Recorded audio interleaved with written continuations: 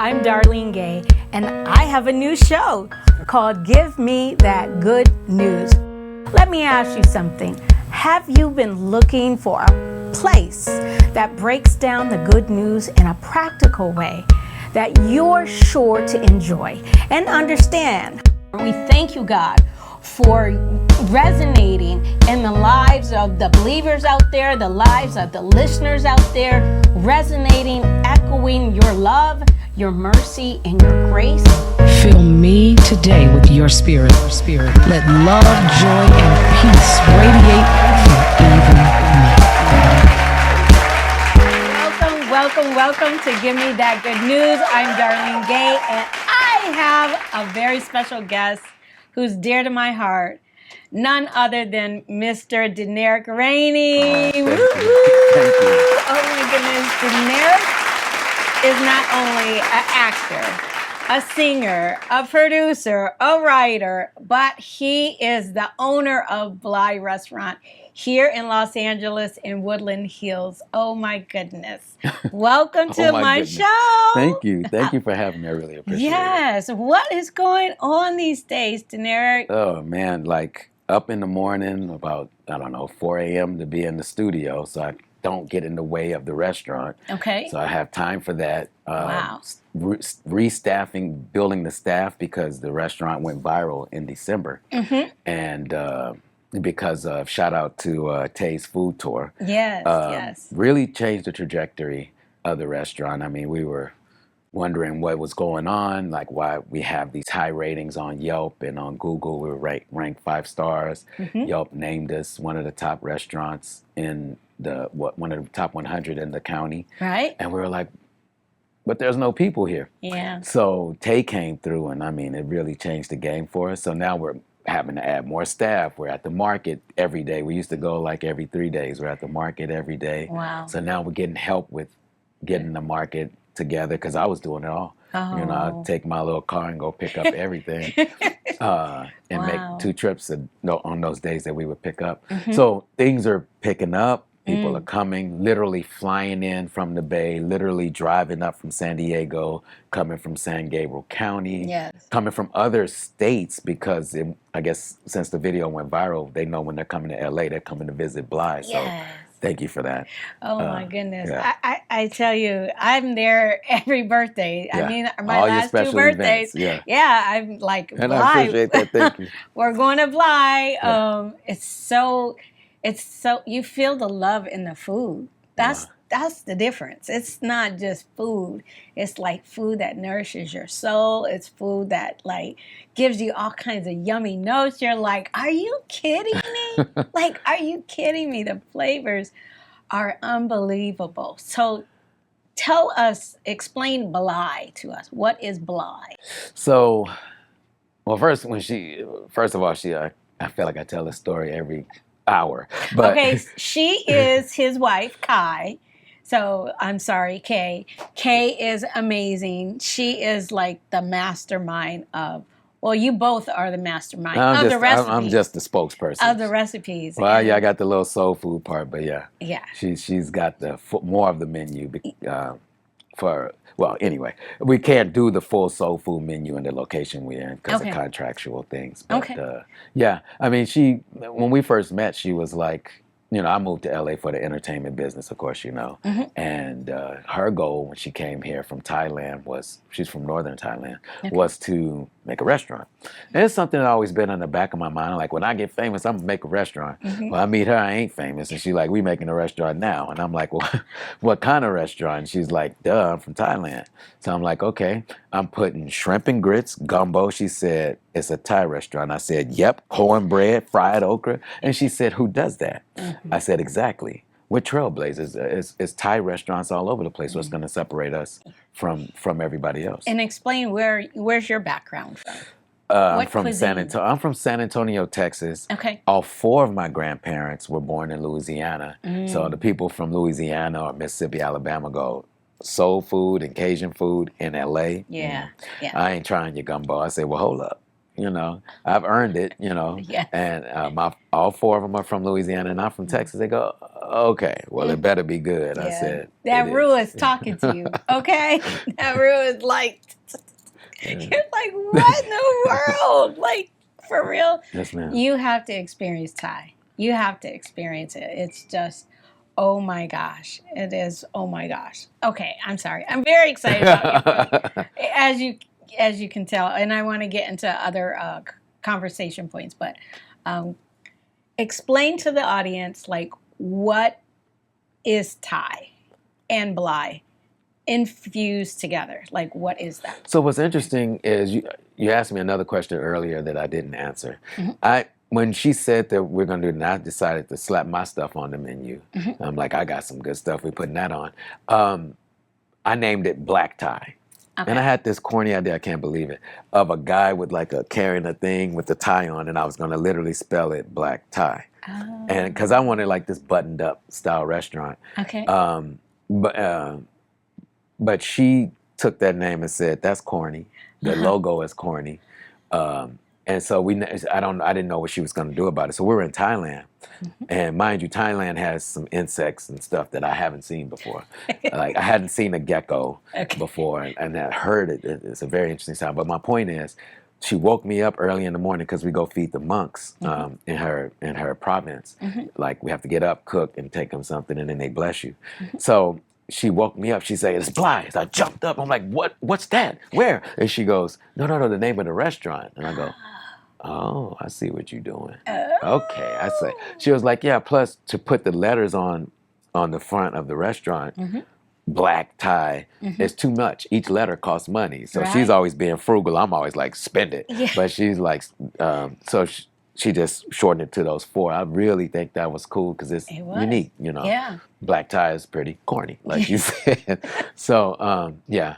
So that's how we came up with the name. Okay. And you were talking about putting black food and Thai food together. Well, we were featured on Channel 7 with Rachel Brown. I hope I'm not messing up her name. I know her first name is Rachel. I believe it's Rachel Brown.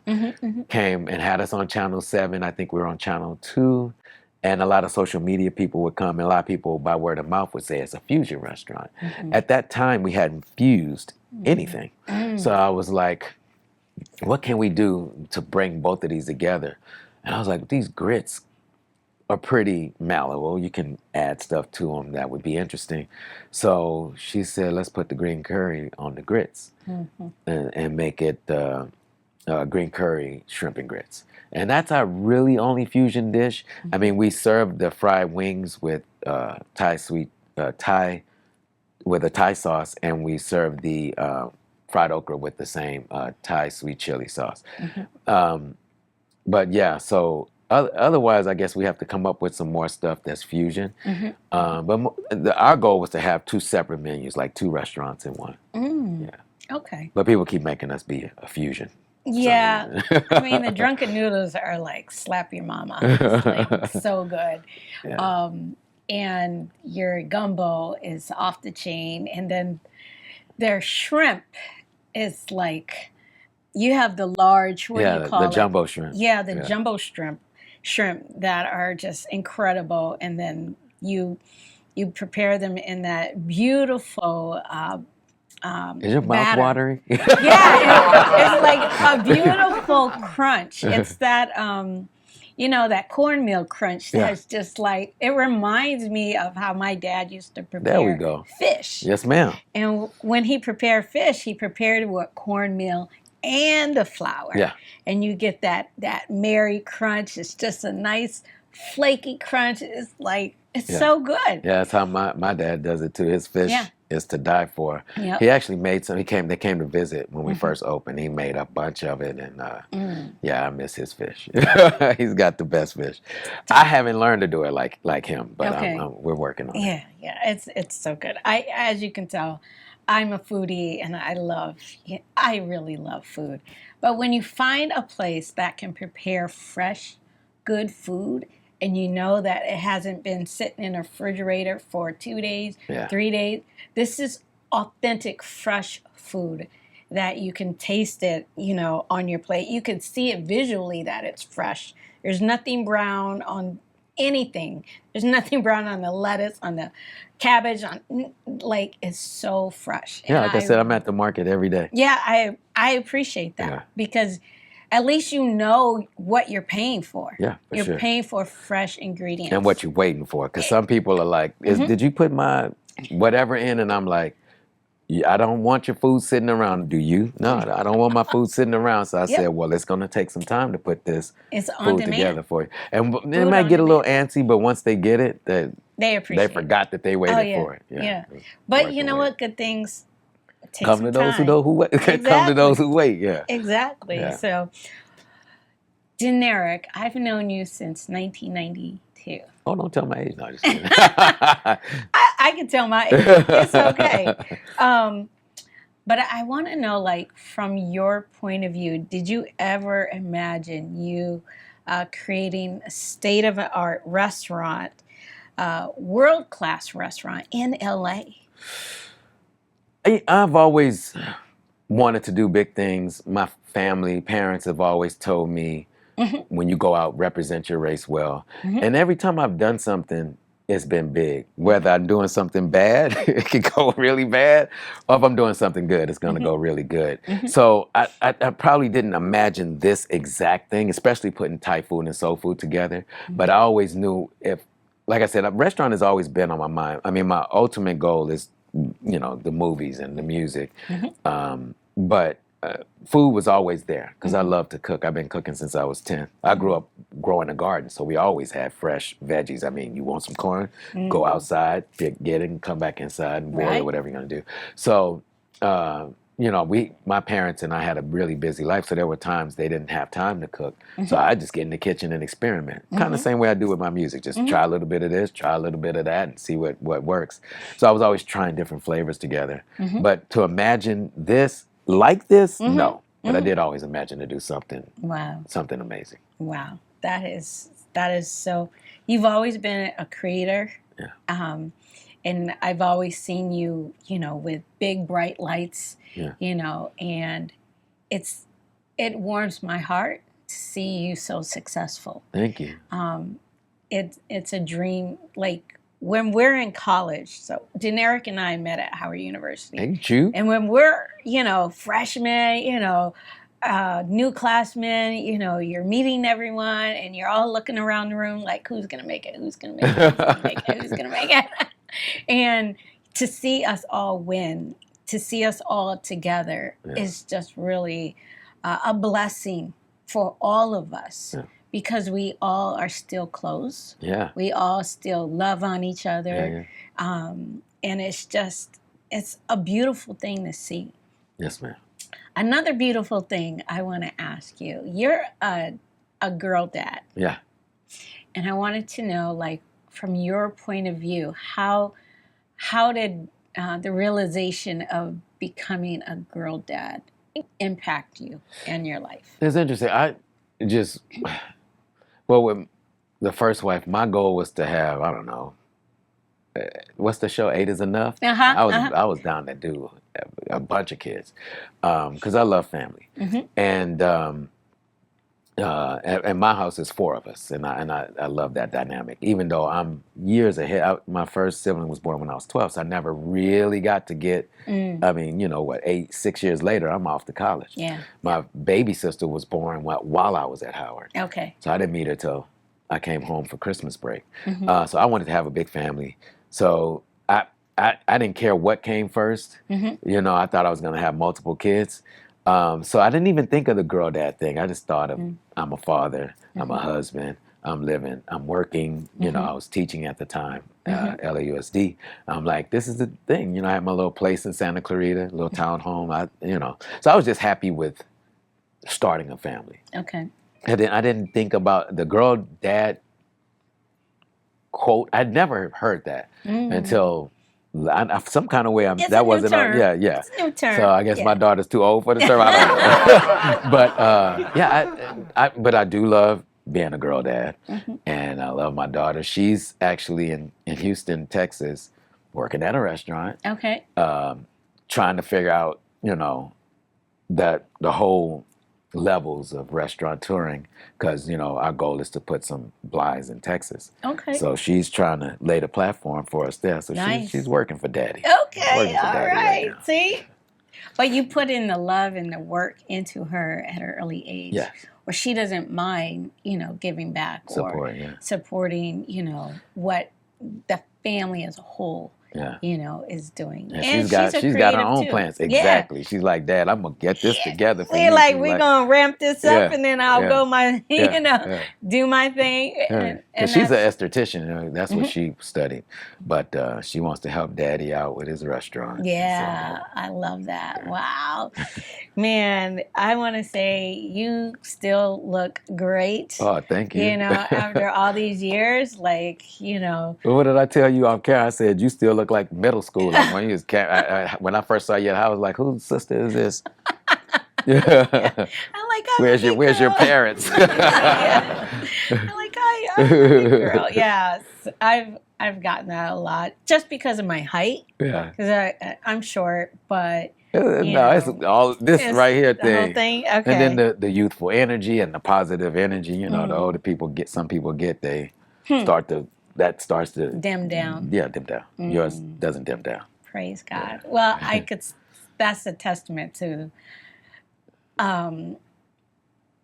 rolling with the Lord. Yeah. And for me, my goal, even through my divorce, was not to let my heart get hardened. Yeah.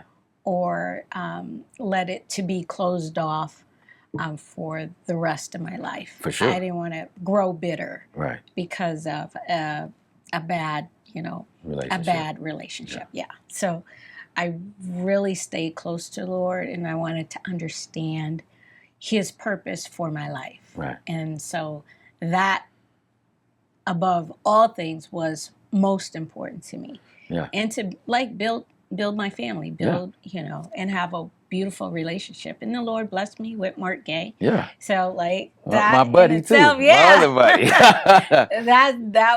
that's a huge blessing to see how God pulls things full circle. Yeah. And when I heard of that union, I was like, that makes a lot of sense. I was like, them two? Yeah. That's going to do it. And that's a wrap, right? Yeah, a wrap. Yeah. And Wesley makes sure it's a wrap. He's like the icing on the, the cherry beautiful. On top. Yeah. Such a blessing. Our children are such a blessing to us. Yes, they are. And I can see that when they roll through. Yeah. They both of them rolled through hard. And I was telling my daughter, she was like, I felt like her coming into the world stopped the growth of my career as becoming an actor. And I told her, I was like, no, not at all. Right. That was my choice. Yes, and my choice was to have a child and start my family and, to grow. Exactly. And my purpose was to find out what the Lord wants me to do, like why He made me. That's the goal. Yeah. It's not about actors. And you see how crazy the Lord had isolated me from so many bad happenings, bad incidences I could have easily been in. Yeah. And He was like, no. You're protected. No. Yeah, protected. Yeah. And she probably saved my life more than anything. Yeah, she's your angel. She is my angel. Yeah. And my goal was to love on her as much, to see her thrive. Yeah. That was my heart's desire. Like, this is my daughter. I'm going to pour into you what other people have poured into me. Yeah. So that you can thrive. Yeah. And she's thriving. There we go. She's thriving and she's tight with the Lord. Right. When you have an understanding of God's purpose in your life and how God has really blessed us in spite of our doing, God has really shown His favor. And I listened to the song "Blessed" by Kirk Franklin. Yes. And it's like a nursery rhyme rhythm of song. So it stays in your mind. Right. So it's very simplistic. And catchy. Yeah. but the words in it reminds you and brings to your memory how blessed you are as you go. Yeah. How blessed, every day, in and out, every day, dealing with traffic, living in California, like every day, Right. you're blessed because you don't come across the craziness. You see it, Yeah. but you don't come across the craziness that you witness. Yeah, for sure. And you hear other people going through crazy. You're like, It's literally like different world. I was talking to someone else about this. It's literally like different worlds. These subcultures yes, are like, it's their world. You Yes. know, if it's whatever going on in there is going on in there. Like you said, we might see it, or we might hear about it on the news, but we're not. It's not our lane. right? Our lane is the path of righteousness Yes. and godliness and wholesomeness. Yes. So because that's the vibration we're on, that's what we're attracted to. Right. That's what we're attracted to, and that's what we attract. And so it's like it's so many subcultures. So like you brought that back to my memory. We don't live in that. It's like their world, and we have our world with our Lord, and we get to walk that path. So yeah, that is a blessing. Yeah. It's such a it's a blessing, but you see your relationship with God Right. every day, that constant communication with God. For sure. You're like, what are we doing now? Okay, what do you want me to do? Okay, where are we going? Okay, this is okay. And we have pop-ups and we have dilemmas and we have issues that pop up, but he helps us walk through them clearly, untouched. Yeah. Untouched. And that is the miracle Very of much. living in like Los Angeles with all these fiery darts hitting us. Yeah. But they hit us, but there's no impact. No. There's no impact because we are literally, we can see the covering of God on our life. There's the shield. Yes. Yeah. I mean, the restaurant is a testament to that. There are times Kay's like, oh, did we make the right decisions? Should we sell it? Should we give up? Where's everybody? And I'm like, we're going to be fine.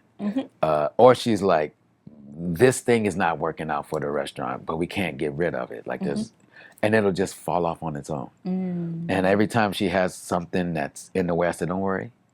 You got this. You're blessed. Yes. Every time you see something as a blockage, as an issue, it falls off on its own. Yes. And you don't have to push it away. Nope. You don't have to worry about it. You don't have to address it. You don't have to address it. Just keep thriving. Yes. If you don't want it, Yes. it'll leave. Yes. So every time she doesn't want something, it's gone. At one point, I said, but you got to watch it though, baby. Watch what you wish for. Because she was saying that, we have the robot. Yes.